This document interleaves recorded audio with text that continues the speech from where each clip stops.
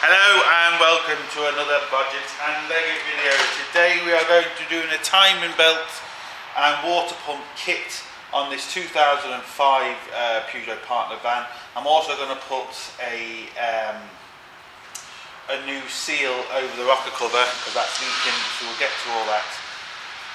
Just a few things before I start with timing belts. You just have to be careful. Like I always say, Tipp-Ex is your best friend on timing belts. All cars are more or less the same, just some of them maybe have more pulleys and stuff. Like obviously diesels, they're going to have an injector pump where petrols don't. But basically, as you can see, we have a mock-up of a timing belt here.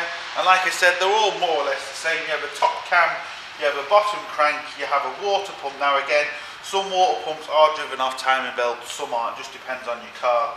You have a couple of idlers, well you have an idler here and your tensioner here. Now as you can see, tensioner does what it says, it tensions the belts. And as long as all your marks are in the right place, everything turns over correctly. So as long as you Tipp-Ex, mark everything, if you can put some sort of pin or, which we'll show you, in to lock everything, and you can't really go wrong. It's time consuming, but you can't really go wrong. Just take your time, and it's as simple as that. The timing belt setup in this van is very similar to this, apart from about down here we have the actual diesel pump. So we have an extra, you could basically say for this demonstration that this is our diesel pump here. Now obviously your diesel pump is timed, so there's a mark on it. Your top cam has a mark and the bottom crank has a mark. Now with this, there's no keyway, so we're going to have to lock the engine again, but that's very straightforward.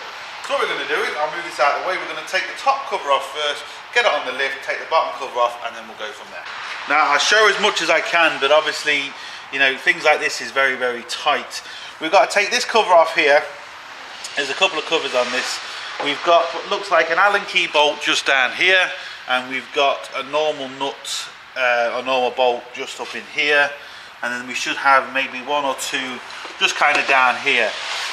And then we can get it on the lift, take off the wheel, take off the bottom cover. What I'm going to do, because I'm just going to struggle, because when I'm undoing these things, I'm going to get in the way of the camera. So once I've taken this off, this top cover off, I'll show you where the bolts are.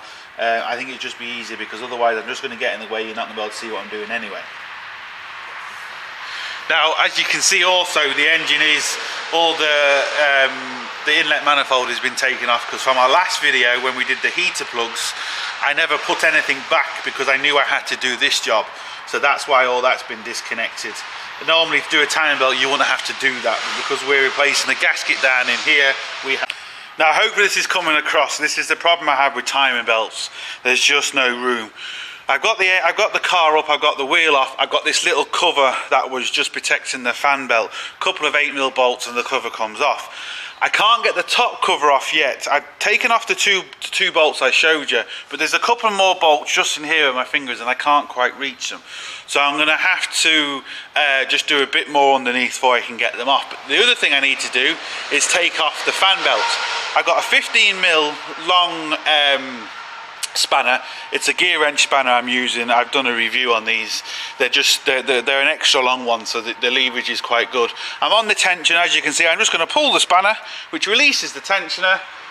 The nearest thing I can get off, which is this one here, and just take it off the idler, and that should now let me release the fan belt.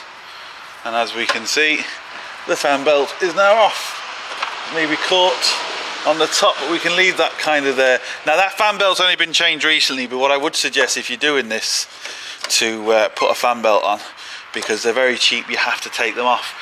Now we can basically see the bottom. We can't take any of this off yet because I still have to take the cover off, but you're not going to be able to see on camera, but we've got another Allen key here, which is a 5mm Allen key just above the actual, maybe I use my finger, might be better, just above the pulley, and we have another Allen key right here where my finger is, just beside the pulley. I'm going to take them two off now. That should release the two covers at the top, and once I've done that, I'll turn the camera back on and we'll go from there.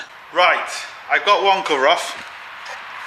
Right, this is the top cover. So we had a 5mm Allen key here, we had a 10mm bolt here, and right at the bottom we had an 11mm bolt. So 3 different sizes of bolts. Anyway, as we can see, the cover is now off, and to be fair, this timing belt does look quite old. This cover is also loose. So this cover is also loose, but the engine mount is now in my way. But what is important is to get all the covers off before you do anything. Don't take any bottom pulleys off, don't do anything. The timing mark, we can see a hole here. The timing mark, I think for this one, is around 2 o'clock-ish. But again, we'll go through all that once I get these covers off. All I'm going to do next is I'm going to support the engine underneath with a jack and a piece of wood on the actual sump so the engine doesn't completely fall. I'm going to take off this engine mount here. That will allow me then to take off this cover, and then we can get everything marked, timed, marked properly before we really go any further. Right, hopefully you can see. I'm going to try and get this as best I can. I'm going to remove the engine mount. Now I've got a T50 torque to remove these 3 bolts. Then we have to remove, it looks like a 17mm nut. But you have to make sure your engine's supported, because especially when you start undoing these bolts, and on the last bolt, if your engine's not supported properly, the engine can drop a little bit, and as you're screwing this out, you're going to rip every single thread out of the actual housing, which is bad. So make sure your engine's properly supported. Just give it a bit of a jack up so you've actually physically lifted the engine, so you know the engine shouldn't really move. Now this engine might move a little bit, but I know it's not going to affect anything. I'm going to use the air gun.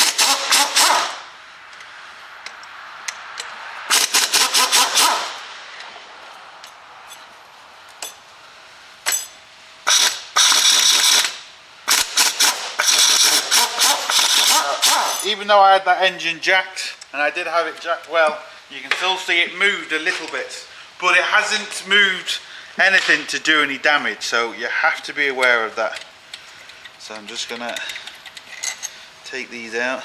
Now you can take these out with an air gun, but I wouldn't really advise putting them back with an air gun, because again, you can't really feel anything. Air guns are great, but you can very easily damage the threads that these screw into. You won't so much break the bolt, because the threads will go before the bolt goes, but if you damage the threads in there, well, you're in serious trouble, because it's on the engine.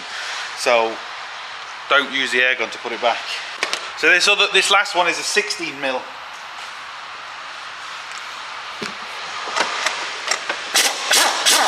And that will just allow me to get the engine mount out of the way, because the engine mount goes through the timing belt. You're going to have to remove it fully. Now you do have a special bracket here which has got little rubber mounts on. Can't really see it, but this is the bracket, so just leave that in place. That's not really going to be in your way. What I would suggest to do now you've got the bracket off is just put the bolts back in place, because you know it's very easy to get muddled up. So if you just put the bolts into it, move it to one side, you know that's where the bolts belong. Now we should be able to take this cover off, and as you can see now, might be a bit fiddly, but this cover comes off. It shared one of the bolts with the top cover, which is right here, and on the bottom, you can just quite see it there, that was an Allen key, a 5mm Allen key, that one. Now what we can see now is obviously the timing belt, and it's a good thing now just to kind of check, because this hasn't got an automatic tension, we have to tension this ourselves. And the rule of thumb is, as long as you can turn it 180 degrees like that, but not any further, it's really hard for me to turn that. As long as I get that sort of tension back, I'm not going to have a problem. There is a special machine to go on here, a digital machine, and when you tighten it, it basically tells you how tight it is. But they're ridiculously expensive, and they're really not needed. So 180 degrees on your belt, you know, you can see the belt is, well, it feels quite loose, but it actually isn't. So that's a good tip. As we can see our top cam here now, and we can also see our fuel, well actually maybe you can't see it, hopefully, I don't know if I can get the camera in here. Hopefully you can see that, I'm not sure if I'm getting it properly, but here is the diesel pump. And we obviously need to, there's a mark for this and there's a mark for that. There's no real mark for the bottom one because we've no keyway, so we have to lock the bottom crank, which I'll show you how to do that. But now we've got this, now we can actually line up the timing marks. Now hopefully this is coming through. I'm going to try and explain on this and also show you on the car. If we imagine this is our top cam and this is our fuel pump on this engine, the top cam, the mark, seems to be around, say, 5 o'clock. Now, once you're doing this, you'll see the little hole. It will make a lot more sense when you're kind of doing it yourself. And the actual pump seems to be around 1 o'clock. So there's a mark roughly here and a mark roughly there. You'll know, once you turn the engine, I'll show you the marks and you'll see a lot more clearly. So what we have to do now, we have to turn the bottom cam, or turn the bottom pulley, should I say, until there's a hole cut out in the top cam. Until that top cam hole, so if we imagine this one here, lines up around about 5 o'clock. And as long as this mark is lined up as well, we know we're okay. We can actually then use drill bits to actually lock the cams in place. I also mark them with Tipp-Ex. So that's what we're going to do next. So I'm going to do this off camera because I can't really show you. I'm going to twist the engine by hand until I line up them 2 marks. I'll show you where the marks are actually on the engine. I'm going to put Tipp-Ex on them. Also, I'm going to put a drill bit in them, and it really is as simple as that. So once I've done that, I'll turn the camera back on and show you what that looks like. Now, hopefully this is coming through. I'm just struggling with camera angles. This is the problem with timing belts. As you can see, we've got our 2 marks. They're in slightly different place to where I said, but basically this is, I'd say, maybe 11 o'clock-ish, and this is maybe 4 o'clock. Now, it's very simple because you'll know there's holes actually inside the actual pulleys, so you'll know where the timing marks are, and providing both of them have lined up together, you know you're kind of right. There's nothing really to it. The downside to using drill bits is you can catch yourself on them and they can kind of hurt. The other thing you have to be careful is I have to lower this engine shortly, and you have to make sure these drill bits don't get caught anywhere, because if they do, you can do serious damage. You can always cut them, but if you ever break a drill bit, never throw it away, because believe me, it's very they can come in very handy in the likes of this job. But not only am I doing that, I'm also going to put a mark on the engine, because I don't just trust the drill bits. So this was already marked here, but I'm going to remark that just with Tipp-Ex. Mark it on the engine. If the Tipp-Ex pen decides to work. There we go. I like to double mark it, that's just my preference. And also, there is people, and I've seen it, and it still works, you don't have to line it up with the original timing marks, just Tipp-Ex will do. But why I like to line up with original timing marks, because if anything ever does happen, you know you can go back to your original timing marks and you're going to be fine. And the other reason why it's good to basically wedge everything is because sometimes the cam could just be on cam. And what I mean by that is, half a turn that cam could just flip around 5 or 6 teeth, because just the way the cam is just literally ready to push down. So when you lock it, it can't really do that. And it also makes your life a lot easier for putting it back on. So I'm also going to mark this here once I clean it.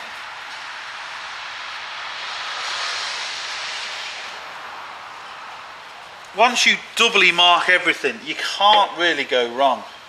Because some people can be afraid of timing belts, but if you've got the pulleys locked and you've got Tipp-Ex to mark it, and if stuff goes wrong, which it can do, you can just line it back up with your Tipp-Ex marks and you have no worries.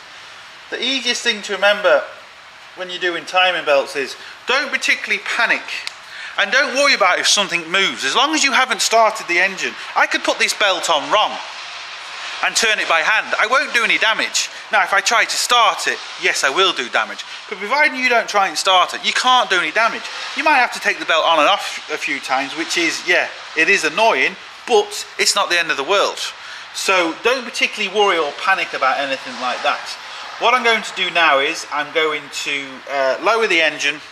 We're going to go underneath, we're going to lock the bottom of it off now, and then we can take the bottom pulley off, take all the other covers off, and we are close to taking the belt off. So once I get up, we'll turn the camera back on and I'll show you what I'm doing. Now I hope this is coming through. there is a special tool to go on the back of the engine and lock the bottom crank. I don't like using it because it doesn't really lock the bottom crank, only rests on it. I like to physically lock the engine. Now on this particular engine we have a dust guard which basically protects the flywheel. There's two 13mm bolts, that's all it is, and the guard comes off. Now hopefully you can see that, and as you can see, we can see the flywheel. What I'm going to do is very simple. I'm going to get a screwdriver and I'm going to wedge it between the flywheel and the gearbox. But not only that, I'm going to actually mark it with Tipp-Ex, and that will lock everything. Now if anything does move, well, you've got the Tipp-Ex mark. Don't just rely on the screwdriver. Tipp-Ex marks and the screwdriver, and you've got the Tipp-Ex marks on the top, so if anything does move or pop out, you just line all your Tipp-Ex marks back together and you're going to have no problem. It's the way I've always done it. I find it the best, quickest and safest way. Once I've done that, I'll show you what I mean. I'll turn the camera back on and you'll see. Now hopefully you can see that I'm holding everything so I can't put my hand in the way, but you can see the screwdriver and the two Tipp-Ex marks. Now what is very important before you go any further, make sure your top marks haven't moved for whatever reason. And obviously be very careful hitting the screwdriver in there. You don't have to hit them hard, just wedge them in there with Tipp-Ex marks, you know, it's kind of common sense. But before we undo the bottom pulley, we have to make sure the top timing marks haven't moved. If they haven't moved, we can then continue with moving the bottom pulley. Now this is the worst part for me, or what I think is the worst part. Now this is what I think is the worst part. Taking off this, because we still can technically move everything, even though we've got everything marked and everything wedged, but there's still a chance it could move. If you are taking off one of these, make sure you don't have any extensions on your air gun. The more extensions you have on your air gun, the weaker the air gun becomes. And you want this to come off without trying to actually spin. You don't want the engine trying to spin, because you can just, well, you can start bending things because everything is locked, so you have to be careful. And hopefully this comes off fairly easy. It is a powerful air gun, so I'm hoping everything's okay. Now that's come off, which is brilliant. What I'm going to do is I'm just going to double check all my marks, wait for my compressors to turn off so you can hear me, and then we'll continue with everything. Right, now my compressor's off, I can actually take this out. Hopefully this will come off easy. These can be a nightmare too. Just wiggle it and hopefully, yeah, it's coming. Now, there we go. Now you can't put this on wrong because there's a little keyway to put this back, as you can see. But again, that's simple enough. Now what we can do is we can actually take this bottom cover off. So we've got a couple of, looks like again, 5mm Allen keys.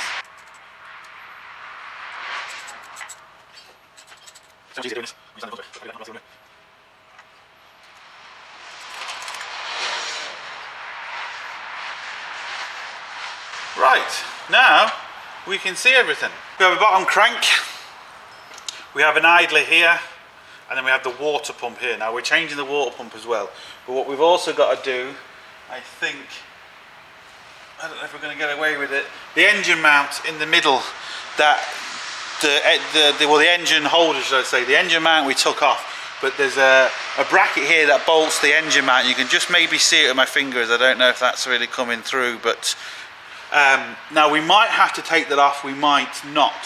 I can't quite tell from the bottom. We'll have more room if we take it off, but again, we might not need to, so I'm going to put it down on the deck and we'll see.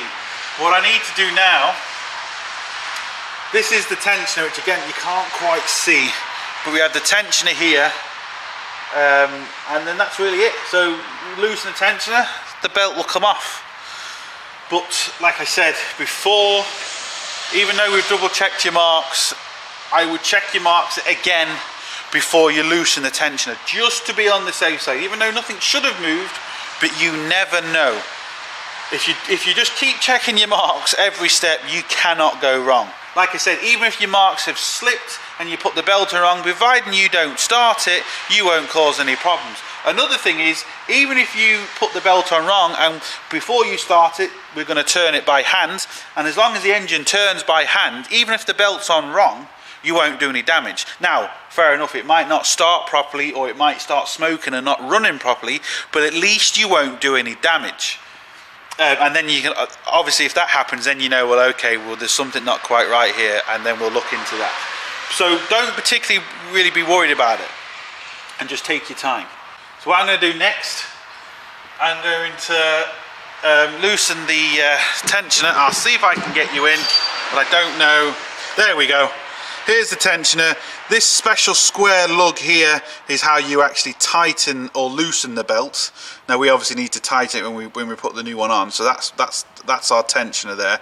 I'm just going to take this off, and this will allow everything else to come off. Again, I'm not going to be able to film it, but as you can see, it's right there. Right, I've taken off the tensioner. As you can see, the belt is now loose.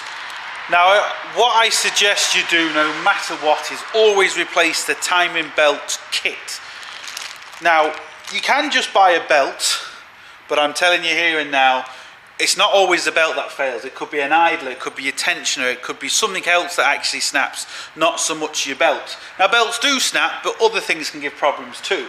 So we've got a full kit. So we've got a belt, we have a brand new tensioner here with a new bolt. We have a brand new idler here with a new bolt. This is the idler here. Now you've got to remember, these idlers have bearings in them. So, you know, they can fail, which will make your timing belt snap. And we also have a new water pump with a new gasket. Now, even though our water pump isn't gone, and our water pump is 100% fine, but if that water pump fails in 6 months' time or a year's time, it means you have to take the whole belt off again just to replace your water pump. So if you buy it all in one kit, even though it is a little bit more expensive to do it that way, you will save yourself a lot of hassle in the future. So always replace the kits. Sorted. What we're going to do now is we're going to take the water pump off. There's a 13mm bolt holding the tensioner on. As we can see, this is our old tensioner here. And as you can also see, the bolt is off center. So as you twist this tightener here, it will actually cause the tensioner to tighten. Hence tensioner. So we've undone that. Nothing moved, which was obviously a good sign. So all the marks are still okay. So I'm just literally taking the belt off. Now we'll have to take the belt off from the top, but at the minute we can work on the bottom, because at the minute we don't need to really worry about the top. So what I need to do first is I'm going to take this tensioner off, just because it's in my way. Well, it's not so much in my way, but it's right there in front of me. I might as well take it off. It's a 16mm and just comes off. As simple as that. We get a new bolt, so we don't need the bolt, but we'll just see what it sounds like. Now, to be fair, that sounds good, there's no play in it, but that is old. That has been in the vehicle, well, it just depends. It's done, I think this vehicle's done about 70,000 miles, so that's definitely that old. So, you know, it's a good thing to change it. Now what we need to do is take off the water pump. Now this is where it gets messy.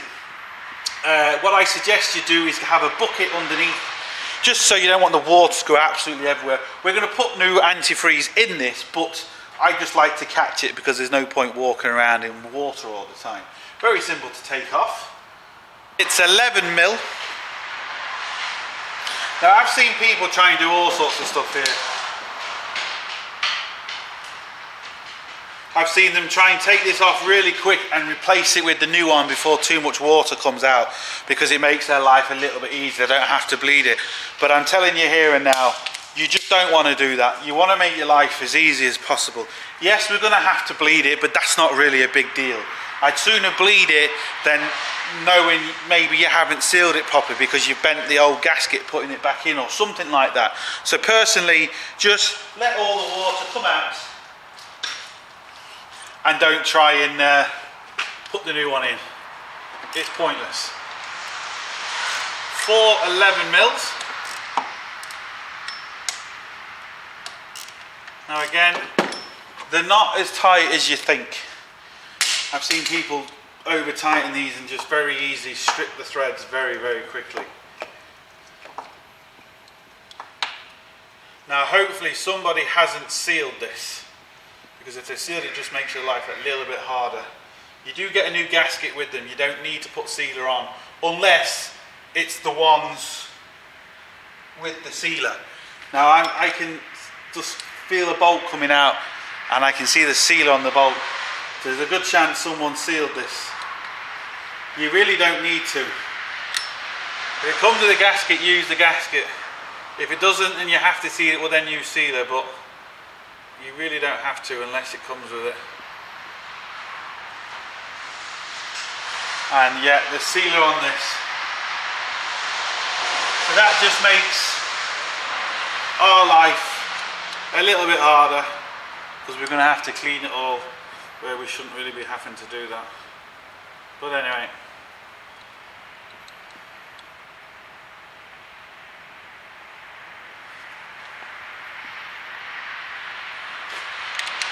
And because there's sealer in it, it's not going to leak. This should now be leaking if there was no sealer in it, because obviously I'm loosening the bolts.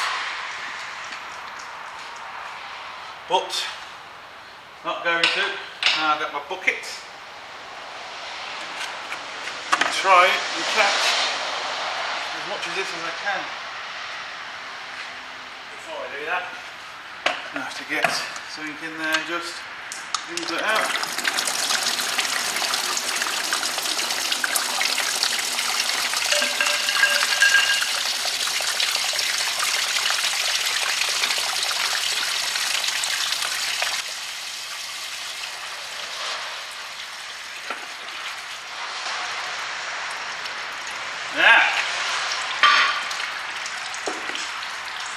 Because I thought there's sealer on it, so I'm going to clean that sealer off with a blade.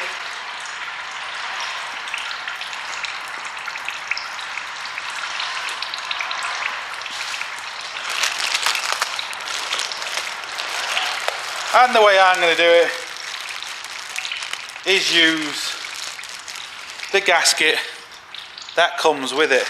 Now, if you have done these in the past, or you know people have, because I'm sure I'm going to get comments, you have to seal them, you have to seal them.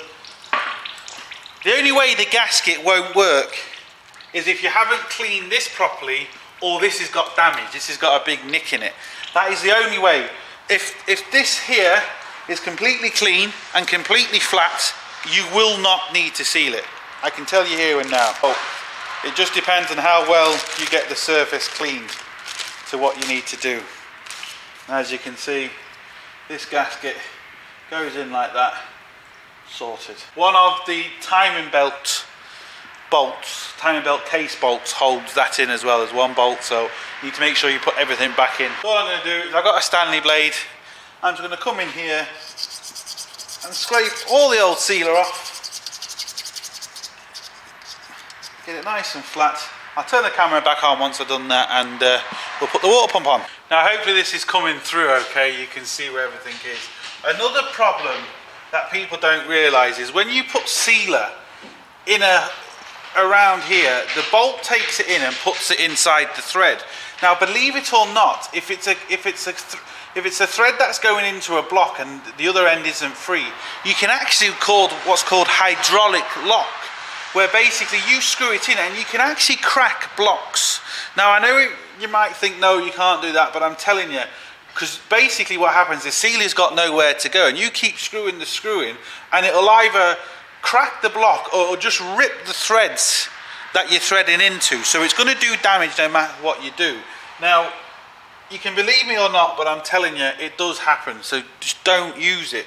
Only use sealer where sealer is supposed to be used. Otherwise don't. And if you do, don't absolutely cake it in sealer, because I'm telling you now, you will cause yourself problems. If you've ever taken anything out, a bolt, and you think, geez, wonder why the threads are gone in it. It's mostly because the seal is in it. Right, so what I'm going to do, I've cleaned that, as you can see. I'm going to put no sealer on this at all. All I've done is I've put the gasket on the water pump. I'm just going to put the water pump back. As simple as that. Now, there's 4 bolts, but one of the bolts here is actually on the timing case cover. So we obviously don't have to put that back until we put the timing cover back on. And this is why it's important to put the bolts back, because that can cause the water pump to leak. And that's why some people might seal it, because they think, oh, my water pump's leaking, but they don't realise that the bolt, they've maybe forgot to put the bolt on the timing belt cover, and that's why it's leaking. Now, that is a prime example. I don't know if you can see that. At the edge of that bolt, look how much seal is there. There's a good 4mm of sealer. Now that sealer, if it compresses, where else can it go? And it's going to start pushing back on the bolt, which could rip out the threads of the bolts. That's why you just don't use it. You even see, look, the thread sealer has gone all on here. It's just, you don't need it.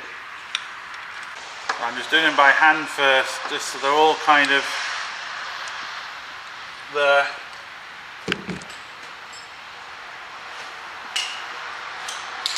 And again, these don't have to be as tight as you think, and you have to be careful, because you'll easily strip the threads of these very, very quickly.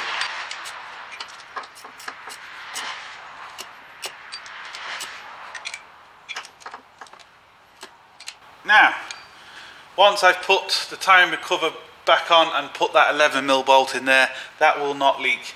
There's a possibility it might leak now because there's 1 bolt missing, but there's no water in the engine, so you can't tell.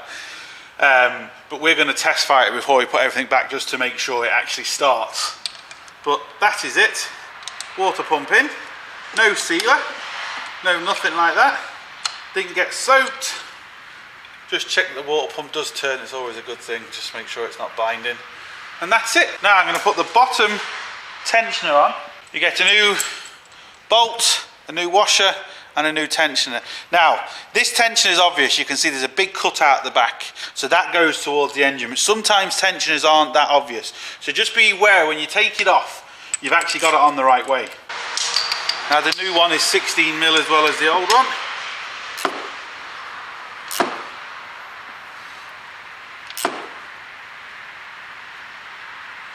Now, again, just check that it does what it's supposed to do, and it does. Now what we've got to do is put the car down, take off the top of the timing belt, and put the new one on. Now what I'm going to do is I'm going to leave that for part 1. I filmed the whole thing together, and I think it's just going to be a bit too long and kind of boring, so I'm going to split up here, leave this for part 1. Look, hope it helps. Thumbs up and subscribe, and don't forget, get your hands dirty. See you for the next one.